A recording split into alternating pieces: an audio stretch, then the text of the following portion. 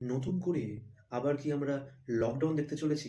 চায়নাতে নতুন একটি ভাইরাস প্রচুর পরিমাণে ছেয়ে গেছে। প্রায় সমস্ত হসপিটাল পেশেন্টে ছেয়ে গেছে।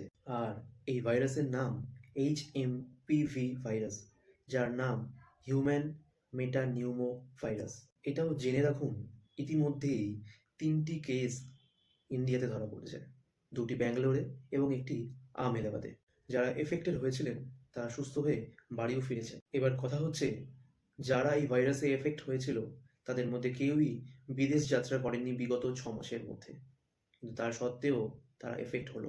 এই ভাইরাস মূলত ৫ বছরের নিচে যাদের বয়স সেই সমস্ত বাচ্চাদের বেশি এফেক্ট করে, বা যাদের ইমিউনিটি সিস্টেম অনেকটা উইক এবং যাদের অল্পতেই ঠান্ডা লেগে যায়। তারা এখন পারলে অবশ্যই যতটা পরিমাণে সম্ভব সাবধানতা অবলম্বন করে চলুন। যদি সম্ভব হয় তাহলে মাস্ক এবং স্যানিটাইজার অবশ্যই ব্যবহার করুন।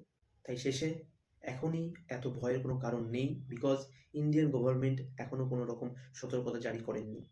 যতটা সম্ভব নিজেকে সুস্থ রাখুন এবং হেলথ কনসিয়াস হওয়ার চেষ্টা করুন। এরই সাথে সাথে ভিডিওটি যদি ভালো লাগে অবশ্যই লাইক করবেন এবং ফেরিওয়ালা পেজটিকে ফলো করবেন। Thank you so much for watching Feriwala.